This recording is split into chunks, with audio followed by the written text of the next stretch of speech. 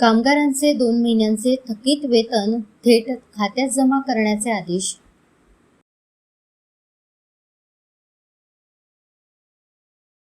महानगरपालिकेचे कंत्राटदार दीपक उत्तरादी यांनी स्वच्छता कामगारांचे जानेवारी व फेब्रुवारी 2026 या 2 महिन्यांचे वेतन अद्याप दिले नाही.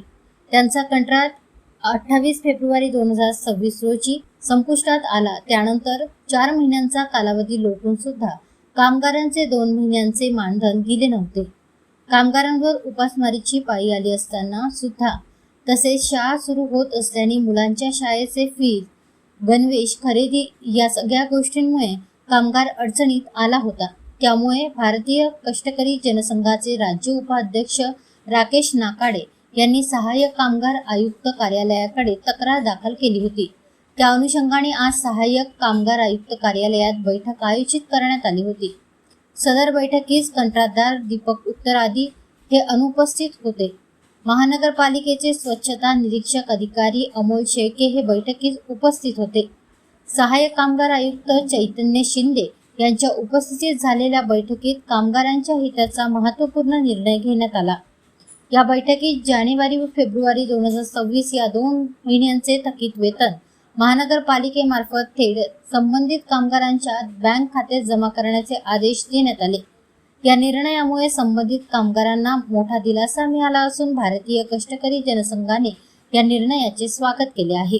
महानगरपालिकेअंतर्गत कार्यरत नाली सफाई कर्मचारी यांचे यापूर्वीचा कंत्राटदार दीपक उत्तरादी यांनी जानेवारी व फरवरीचे 2 महिन्याचे पगार कामगाराचे अजूनपर्यंत केले नव्हते. आज 4था महिना सुरू आहे. त्याचा कंत्राट संपून 3 महिने झाले, परंतु कामगाराचे पगार न केल्यामुळे कामगारावर उपासमारीची पाळी आली. कामगारांच्या आता मुलांचे ॲडमिशन आहे शाळेमध्ये, त्यांच्या शाळेच्या शिक्षणाचा खर्च कसा भागवावा हा प्रश्न कामगारासमोर निर्माण झाला. त्या अनुषंगाने आम्ही वारंवार आयुक्त महानगरपालिका चंद्रपूर यांच्याकडे तक्रारी केल्या, पण न्याय मिळाला नसल्यामुळे आम्ही सहाय्यक कामगार आयुक्त यांच्याकडे तक्रार केल्यानंतर आज इथे बैठक लागली होती. यामध्ये कंत्राटदार आला नाही. कंत्राटदारांनी पळवाटीचा मार्ग काढला, परंतु महानगरपालिकेचे स्वच्छता निरीक्षक